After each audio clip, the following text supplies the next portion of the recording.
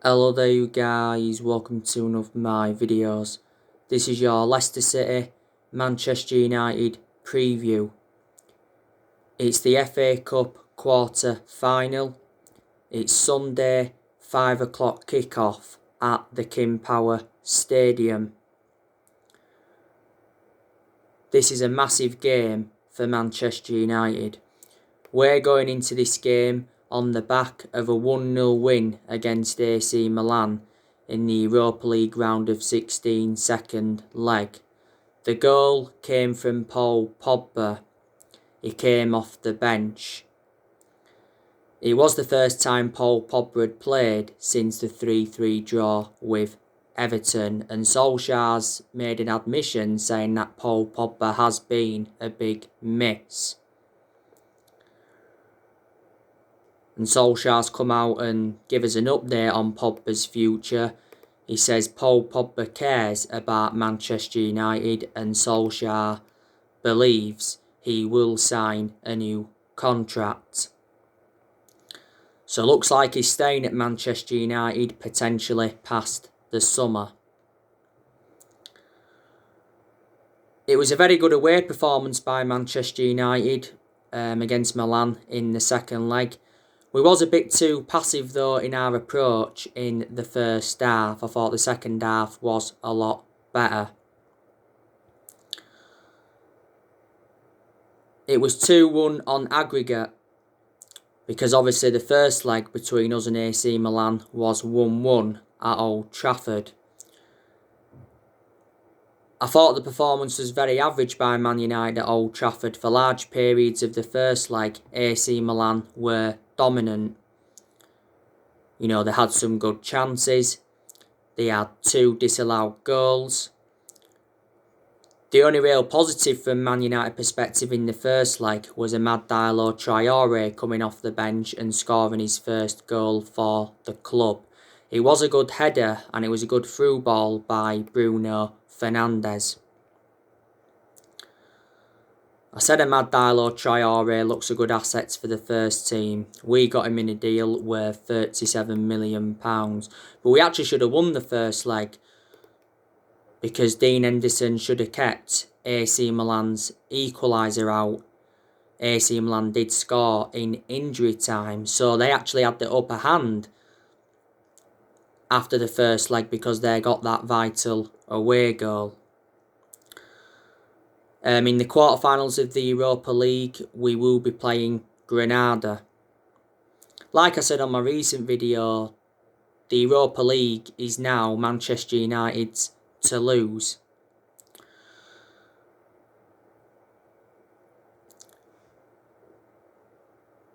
But we have been in good form recently. You know, we won our last league game against West Ham, beat them 1-0. That weren't the best of games. Obviously, the goal came from a Craig Dawson own goal. That's assured us a top 4 finish, that win against West Ham. And it was back-to-back wins in the Premier League for us because before West Ham, we beat Man City 2-0 at the Etihad. And it was a very, very good performance by Man United against Man City. And it was also a very good result. We ended Man City's 21 match winning run.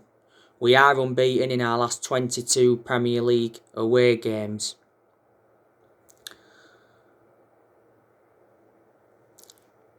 Now, Solskjaer did say he's optimistic about the fitness of Edinson Cavani, Anthony Martial and Marcus Rashford.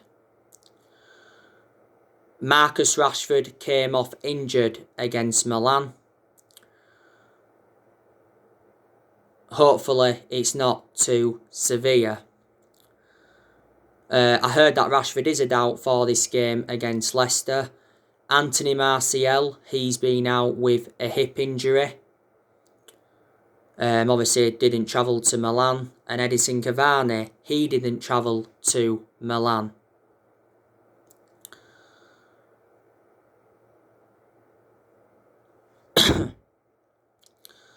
But the FA Cup is a priority for Man United. I'd like us to win the FA Cup this season. We are the second most successful team in FA Cup history. We've won 12 FA Cups. We progressed to the quarterfinals of the FA Cup by beating Watford in the third round. We beat Liverpool in the fourth round and we beat West Ham in the fifth round. But Leicester will be a tough game. Leicester have got a very, very good manager in Brendan Rodgers.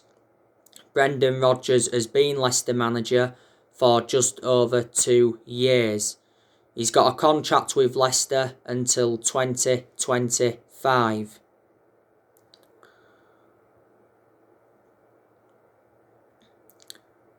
He's managed quite a few clubs in his managerial career.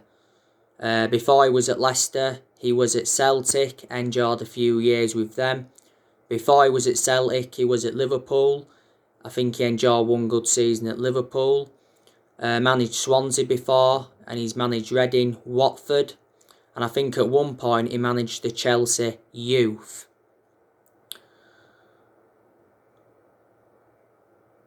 Brendan Rodgers has made quite a few signings since he became Leicester manager. He obviously brought Fofana in, brought Timothy Castigain in, brought Under in. Under's actually out with injury at the moment. He also brought Dennis Pryor in. He's out with injury. Brought Youri Tielemans in. I like Youri Tielemans a lot. Brendan Rodgers also brought James Justin in. James Justin, I think, is out with injury for the season. Also brought Perez in from Newcastle. So they're the signings he's made. Leicester have got some very, very good players. Obviously, James Maddison. He's one of their key players. He's out with injury. Harvey Barnes, he's one of their key players. He's out with injury. They've got Ricardo Pereira. He's out with injury. Wes Morgan, he's out with injury.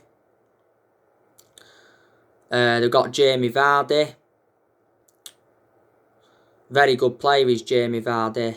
You know, he did rise up from non-league football.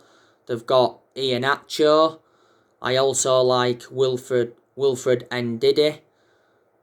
Johnny Evans, they've got him. He's a former Manchester United player. They've got Fuchs. They've got Albrighton.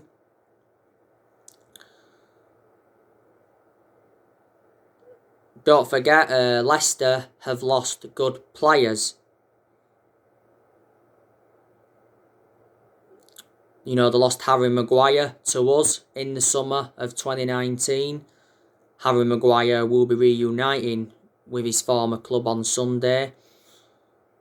They also lost Ben Chilwell last year to Chelsea. They lost N'Golo Kante and Danny Drinkwater to Chelsea. So Chelsea have done good business with Leicester in recent years. They also lost Riyad Mahrez to Man City back in 2018. Leicester haven't only been consistent under Brendan Rodgers, they was also very consistent under Claudio Ranieri. Leicester did win the Premier League under Claudio Ranieri.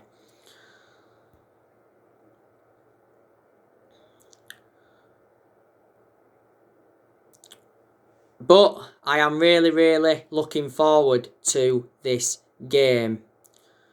After Leicester, it's obviously the international break. And then we do play Brighton and then we play Tottenham.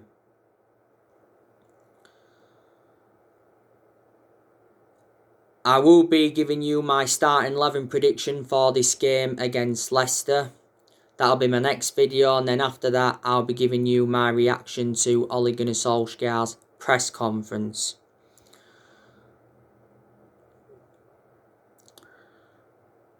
We drew with Leicester earlier on this season, 2-2 at the King Power Stadium. We did the double over Leicester last season. We're beating them 2-0 at the King Power on the final game of last season. And we're beating them 1-0 at Old Trafford last season.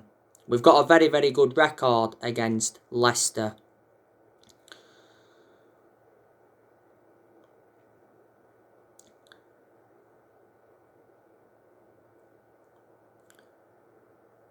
Now, Ole Gunnar Solskjaer, I think he's made very, very good progress as Manchester United manager in the last year or so. Solskjaer does deserve a new contract. As you all know, Solskjaer has agreed to sign a new contract worth £9 million a year. So we've increased his wages. Sources at Old Trafford said not so long ago that talks are set to begin any day on the new deal. Later on this month, Ole enters the final year of his 3-year contract. But earlier on this season, it said that Solskjaer's future was in doubt because he admitted that nobody had spoke to him over a new contract. And he said would wait until the end of the season to begin contract talks with Solskjaer.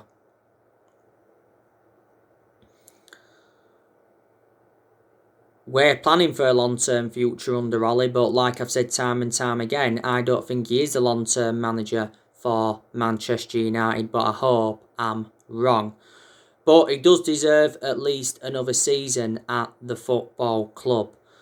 Solskjaer must win a trophy at Manchester United this year to mark progress. So basically I'm saying the exact same thing as what Gary Neville said recently. Ole has not yet won a trophy as Man United manager, and he's been Man United manager over 2 years. And we haven't won a trophy since 2017. And that's nowhere near good enough to our standards. A club of our stature need to be winning trophies. Solskjaer did say prior to the game against AC Milan that winning trophies is an ego thing. And he says clubs like Man United, trophies no longer prove success. And he said that in regards to some managers and some other clubs. But we finished second in the Premier League this season and we win a trophy. I'll turn around and say, yeah, that represents a good season for Man United and that gives us something to build on going on into next season. Solskjaer is our best manager since Ferguson, because we have enjoyed very, very good periods under him where we have seen consistency, and you know, in some of them good periods he's got the best out of the team and he's improved certain players.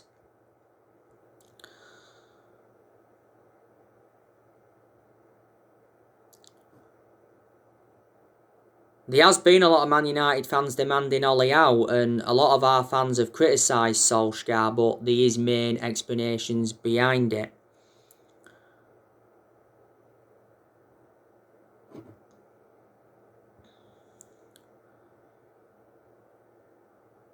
But yeah, like I say, gotta give him more time.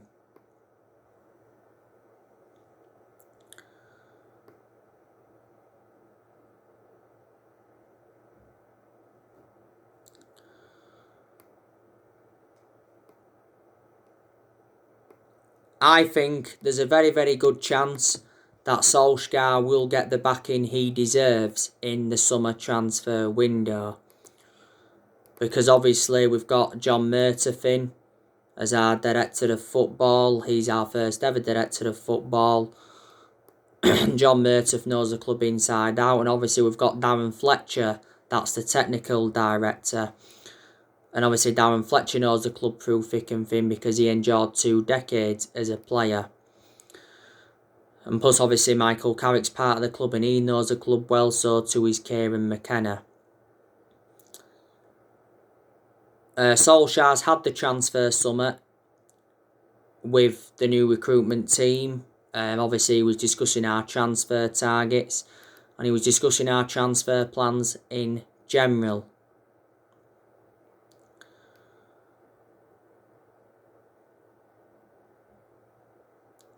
Woodward the other week made a statement and he says, the progress by Solskjaer and the players this season is clear. So in that aspect, Woodward is backing Solskjaer. Woodward has come out to support Ole Gunnar Solskjaer on several occasions, and he did say towards the end of last year that he will back him with a long-term plan centred around summer transfer windows. But the board has been one of the biggest issues at the club for a long time, reflecting how poor our recruitment policy's been. We've also overpaid for players, and the managers that we've had since Ferguson haven't got the players they wanted to recommend in. So far, Solskjaer's endured 4 transfer windows as permanent Man United manager, and he's spent almost £300 million. And he has made good signings, but as yet hasn't got all the players he wanted to recommend in. But hopefully that'll all change in the summer. This year's summer transfer window is the biggest in Ole Gunnar Solskjaer's managerial career. Simple as that. Solskjaer did mention earlier on this season may not do business as usual due to the pandemic. A lot of United fans are shocked by our transfer budget. It's £80 million. £80 million is not enough for us to get the players we want to recommend in. So obviously Solskjaer's planning to sell around 4 players, so that bolsters our transfer budget, and Ole hopes to raise an extra £60 million, so that would take our transfer budget to £140 million.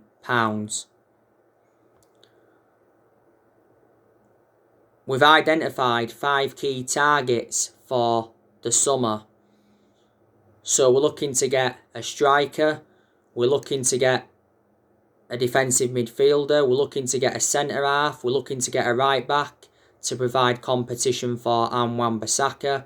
And we're also been looking to get a goalkeeper. There's been quite a few goalkeepers on our agenda.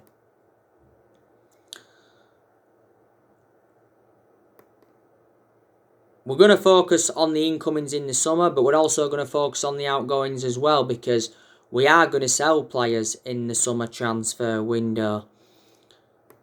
I think we'll probably sell more than 4. I think there's a good chance that Juan Mata will leave the club in the summer. Doesn't get in the team now. Mata's actually out with injury at the moment. Mata's current contract expires in the summer, but there is an option to trigger his contract for the further year. Cavani, he could be going in the summer. There's a good chance we'll sell Matic in the summer because he's not one of our first choice midfielders. A lot of United fans are saying that we need to sell Anthony Martial in the summer because he's been out of form for the vast majority of this season. I think we'll be looking to get rid of Lingard permanently. Also looking to get rid of Delors permanently. Jones, I want him to leave in the summer. Sergio Romero, will we get rid of him? There's a good chance we'll sell De Gea in the summer as well, so we can make Dean Henderson our first choice goalkeeper. Dean Henderson has had a run of games and he's done really well in them.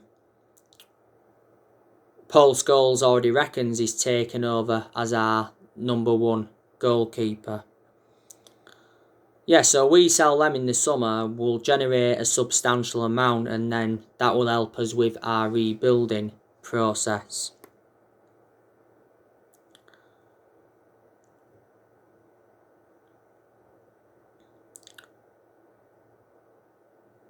But we've got to credit Ole Gunnar Solskjaer in quite a few aspects. He's got us to the Europa League quarter-final, got us to the FA Cup quarter-final. At one point, he got us top of the Premier League. Obviously, we're no longer top because we endured a bad period where we dropped too many points. So we're no longer in the title race. And earlier on this season, Solskjaer came out quite a few times saying that, Man United were in the title race, but that was just him playing mind games. We haven't won the Premier League since 2013.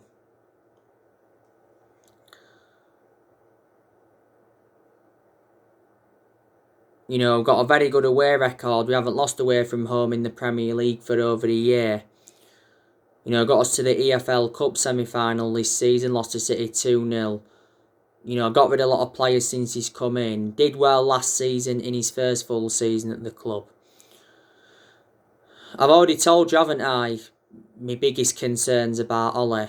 Yeah, his decision making is one of my big concerns because in a lot of his games at Man United he's been tactically naive, but there's also been some games where he's showed tactical flexibility, but he's got to show tactical flexibility persistently. I was happy the way Solskjaer approached the game against Man City the other week. I was happy the way he approached the game yesterday night against Milan. Solskjaer hasn't got a proven pedigree as a manager, but that doesn't mean he can't succeed at Man United. I don't think, like I said, he's a long-term manager, but reflecting now on he's been at the club, he has gained some managerial experience. He's been here over 2 years now. This is his second full season at the club. We appointed Solskjaer in December 2018. A lot of Man United fans said, we did give him the job too soon. Maybe we should have waited until the end of that particular season to decide or not whether to give him the job. But we give him the job permanently because he did very, very well as the interim manager. In that 3-month period, he won 14 games out of 19 in all competitions.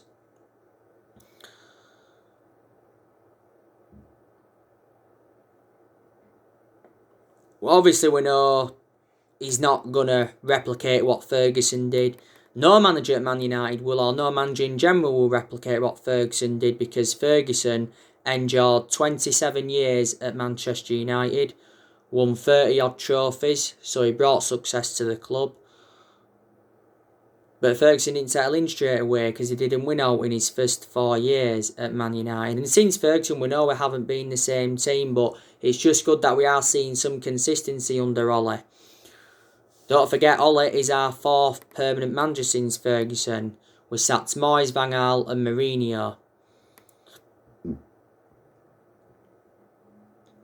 But Solskjaer knew when he'd taken over at Man United it was going to be a massive job despite him knowing the club inside out. He knew he had to come in and bring the consistency back. He knew he had to come in and get the right players in. He knew he had to come in and get rid of a lot of the deadwood. And he has done this to his credit.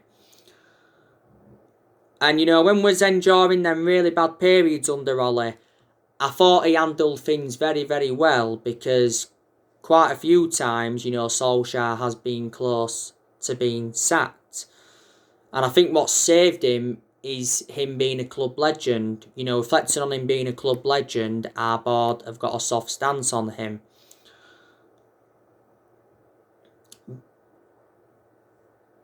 But disregarding being a club legend, like I've already mentioned, the board would be a lot more ruthless on him.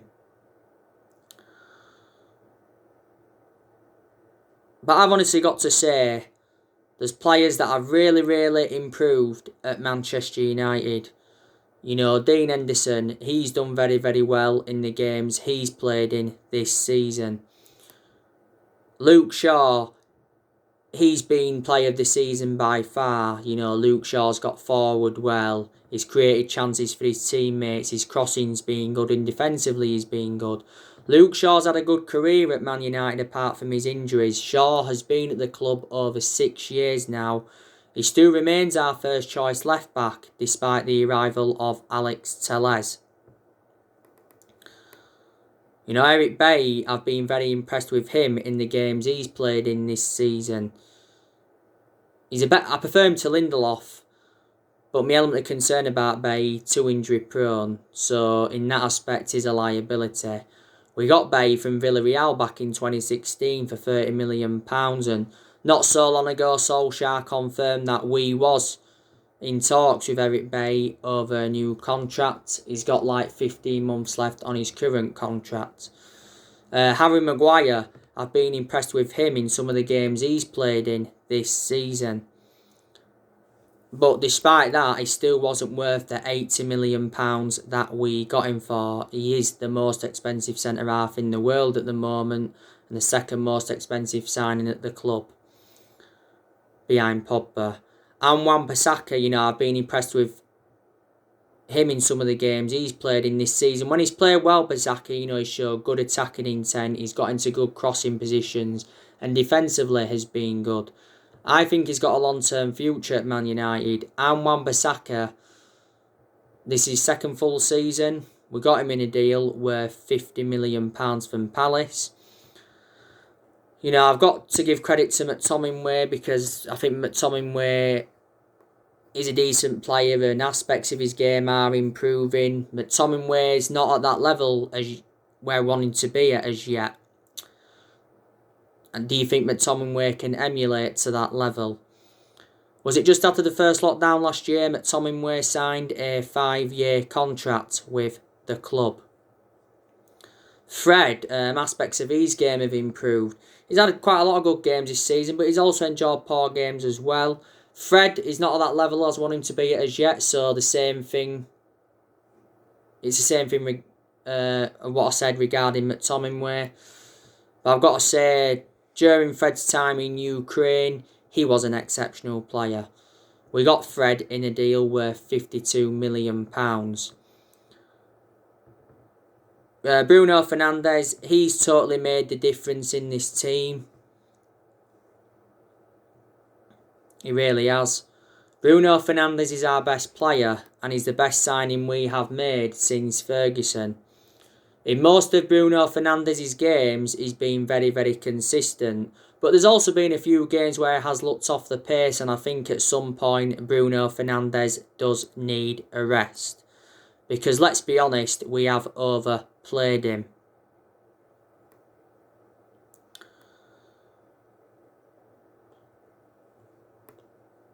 Bruno Fernandes has won Player of the Month quite a few times, reflecting on his good performances.